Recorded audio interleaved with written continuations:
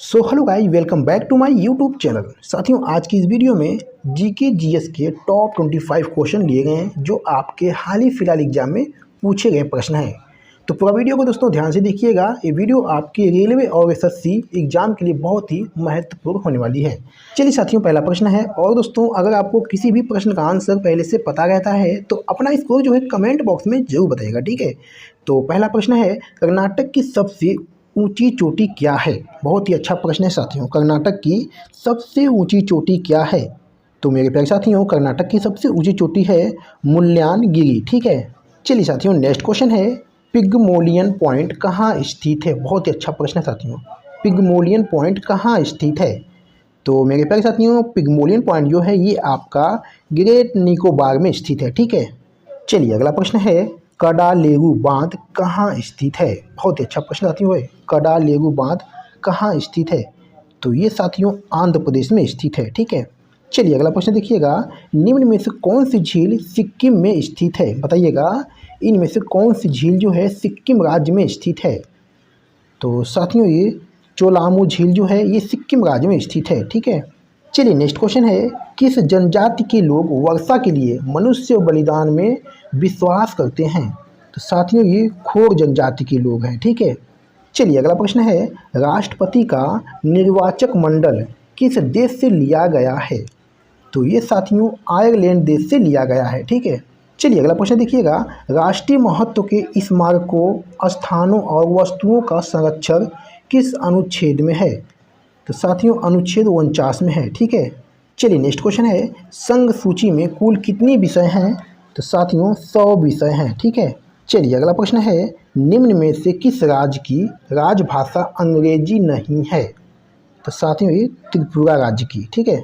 चलिए अगला प्रश्न देखिएगा, कौन सा अनुच्छेद सुप्रीम कोर्ट के अभिलेख न्यायालय घोषित करता है? तो साथियों अनुच्छेद 129 करता है, ठीक है। चलिए नेक्स्ट क्वेश्चन है, किस बीमारी को लॉक जॉ के नाम से जाना जाता है? तो साथियों ये टिटनस को जाना जाता है, ठीक है। चलिए नेक्स्ट क्वेश्चन देखिएगा, फोर्डी सिंड्रोम का भाग कौन नहीं है? तो साथियों इनमें से कोई नहीं है, ठीक है। यानी ऑप्शन डी आपका बिल्कुल सही जवाब हो जाएगा, ठीक है। चलिए अगला प्रश्न देखिएगा, चालकता का मात्रक कौन नहीं है? बताइएगा साथियों, चालकता का मात्रक इनमें से कौन नहीं है? तो साथियों इनमें से कोई नहीं है, ठीक है। यानी ऑप्शन डी आपका बिल्कुल सही जवाब हो जाएगा। चलिए नेक्स्ट क्वेश्चन है, पशुधन और मुर्गी पालन को कृषि का दर्जा देने वाला पहला राज्य कौन बन गया है? तो ये साथियों महाराष्ट्र राज्य बन गया है, ठीक है। चलिए साथियों नेक्स्ट क्वेश्चन है, भारत की पहली जनजातीय जीनोम अनुक्रमण परियोजना किस राज्य ने शुरू की है? तो ये साथियों आपका गुजरात राज्य ने शुरू की है, ठीक है। चलिए अगला प्रश्न देखिएगा, निम्न में से कौन सा अधिनियम 1961 में पारित हुआ था? तो मेरे प्यारे साथियों 1961 में जो पारित हुआ था ये दहेज निषेध अधिनियम के लिए पारित हुआ था, ठीक है। चलिए अगला प्रश्न देखिएगा, बांग्लादेश की सीमा किस भारतीय राज्य से नहीं लगती है? तो साथियों ये अरुणाचल प्रदेश से नहीं लगती है, ठीक है। चलिए अगला प्रश्न देखिएगा, अरुणाचल प्रदेश के पहले ग्रीनफील्ड एयरपोर्ट का क्या नाम है? तो ये साथियों डोनी पोलो एयरपोर्ट नाम था, ठीक है। चलिए नेक्स्ट क्वेश्चन है, द बर्ड ऑफ बंगाल किसे कहा जाता है? तो साथियों ये राजा राम मोहन राय को कहा जाता था, ठीक है। चलिए अगला प्रश्न देखिएगा, स्वप्न सुंदरी किस नृत्य से संबंधित है? तो ये साथियों कुचिपुड़ी नृत्य से संबंधित है, ठीक है।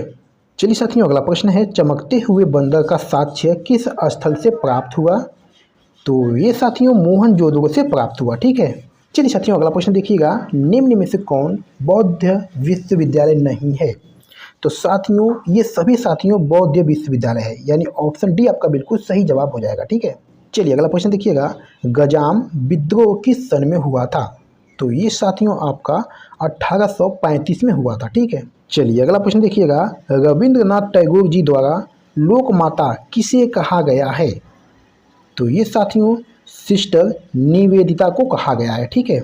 चलिए मेरे प्यारे साथियों, इस वीडियो का लास्ट क्वेश्चन है, INC की भारतीय मूल की प्रथम विदेशी महिला अध्यक्ष कौन थी? तो साथियों ये नोलिनी सेनगुप्ता थी, ठीक है। तो मेरे प्यारे साथियों वीडियो को यहीं पर समाप्त करते हैं, और आपने कितने प्रश्नों के आंसर सही किए हैं एक प्यारा सा कमेंट करके जरूर बताइएगा, ठीक है। तो चलिए फिर मिलते हैं आपसे अगली वीडियो में किसी महत्वपूर्ण टॉपिक पे, तब तक के लिए धन्यवाद।